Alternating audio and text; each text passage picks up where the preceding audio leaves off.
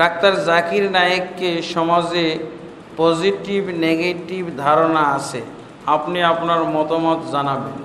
Doctor Zakir নায়েকের ব্যাপারে প্রথম কথা হলো যে উনি হলেন পেশায় একজন ডাক্তার, লেখাপড়ার দিকে, কিন্তু উনি কোরআন সুন্নাহ স্টাডি করেছেন। আর কোরআন সুন্নাহ স্টাডি যেই করবে সে আলেম হয়ে যাবে, সে ডাক্তার আলেম। কোরআন সুন্নাহ স্টাডি যে করবে না সে মুহাদ্দিস হয়েও আলেম হইতে পারবে না। সে হয়তো আমাদের জনসাধারণের দৃষ্টিতে আলেম, কিন্তু কোরআন সুন্নাহর স্টাডিকারী আলেম নয়।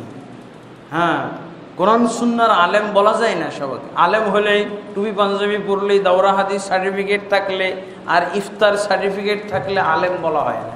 ইলমের ভিত্তিতে আলেম বলা হয়। ইলম হলো কাল আল্লাহ কাল রাসূলুল্লাহ, আল্লাহ বলেছেন, রাসূল বলেছেন। আমি সংক্ষেপে একটা কথা বলি, আমাদের দেশে প্রায় 99% মুফতি মুহাদ্দিস আলেম, তারা কোরআন এবং হাদিসকে, কোরআন এবং সুন্নাহকে লাইসেন্স হিসেবে ব্যবহার করে, রেফারেন্স হিসেবে নয়। কিন্তু ডাক্তার জাকির নায়েক এমন ব্যক্তি, কোরআন সুন্নাহ স্টাডি করে, সে কোরআন সুন্নাহকে লাইসেন্স হিসেবে ব্যবহার করেন না, রেফারেন্স হিসেবে ব্যবহার করেন। পার্থক্যটা বুঝেছেন? হুজুররা কোরআন সুন্নাহকে লাইসেন্স হিসেবে, আপনাকে কোরআন সুন্নাহ দেখাবে না, বলবে আমি কোরআন হাদিস জানি, পড়েছি, তুমি আমার কাছে কোরআন সুন্নাহ জানতে চাই না, তোমাকে আমি বলবো না, তুমি যোগ্য না, এগুলো বলবে। বুঝেছেন? আপনার আগে দাওরা হাদিস সার্টিফিকেট দেখবে, তারপরে ও কোরআন খুলবে। ওর জন্য হারাম কোরআন খুলে দেওয়া। কোরআন থেকে কিছু বলা, হাদিস থেকে কিছু বলা, কোরআনের সূরা আয়াত নম্বর দিয়ে আপনার কিছু বলা, রাসূলের হাদিস সহিহ বুখারী মুসলিম আবু দাউদ তিরমিজি থেকে কিছু বলা, এটা সে করবে না। কি করবে না?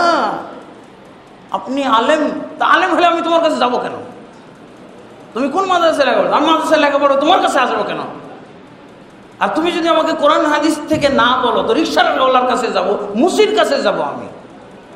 তুমিও কোরআন হাদিস বলছো না, ওই রিকশাওয়ালা মুসিও কোরআন হাদিসের কথা বলছে না। আমাকে কোরআন হাদিস, কারণ ওরা কি বলে, আমার মুখটাই তো কোরআন হাদিস, তোমার কোরআন হাদিস লাগবে না। এটা হলো লাইসেন্স, লাইসেন্সওয়ালা হুজুরের কথা। আমি তো কোরআন হাদিস পড়েছি, তুমি আর জিজ্ঞেস করতে পারবে না। আমি যা বলবো ওইটাই কোরআন হাদিস। বাংলা বলি, ইংরেজি বাংলা বলি, আর যাই বলি ওটাই কোরআন হাদিস। তুমি কোরআন হাদিসের দলিল চাইবা না। দলিল চাইলেই আমাদের দেশে মাদ্রাসার হুজুররা ইল্লা মাশাআল্লাহ অল্প কিছু যারা আমানতদার হুজুর, কোরআন এবং সুন্নাহর যারা কি বলে মানমর্যাদা বুঝেন, তারাই কেবল এরকম জবাবদিহিতা অনুভব করেন। জবাবদিহিতা তাদের কাছে আছে। আর প্রায় 99% আপনাকে ধমকি দিয়ে পাঠিয়ে দেবে। তুমি দলিল জানতে চাইবা কেন? ডাক্তারদের কাছে তো রোগীরা দলিল জানতে চায় না, খালি ওষুধ নিয়ে যায়, তুমি আমার কাছে ওষুধ নিয়ে যাও। ও নিজেও জানে না, এই জন্য আপনাকে দলিলও দেবে না। কারণ যারা কোরআন হাদিসকে লাইসেন্স হিসেবে ব্যবহার করে, রেফারেন্স হিসেবে না। রেফারেন্স মানে ডাক্তার জাকির নায়েক লাইসেন্স হিসেবে ব্যবহার করে না, রেফারেন্স হিসেবে। পার্থক্যটা বুঝেছেন? আর এই কারণে ওদের হিংসা, কতগুলো হুজুরের হিংসা, মুফতিদের হিংসা, যে ডাক্তার হয়ে কোরআন সুন্নাহ বলেন। আপনি ডাক্তার জাকির নায়েক কয়জনকে ইহুদি বানিয়েছে, কয়জনকে হিন্দু বানিয়েছে, কয়জনকে খ্রিস্টান বানিয়েছে? নাকি এর উল্টা করেছে? খ্রিস্টানকে মুসলমান বানিয়েছে, আর হিন্দুকে মুসলমান বানিয়েছে, ইহুদিকে মুসলমান বানিয়েছে। কয়জন? আপনি একটা তালিকা দেন তো হুজুর। ডাক্তার জাকির নায়েক নাকি বিভ্রান্ত করেন, আপনি একটা তালিকা বের করেন যে ডাক্তার জাকির নায়েক একজনকে ইহুদি বানিয়েছে, ডাক্তার জাকির নায়েক আরেকজনকে হিন্দু বানিয়েছে, ডাক্তার জাকির নায়েক কয়জনকে অমুসলিম বানিয়েছে, এটা তালিকা দাও। কি দিয়েছে উনি?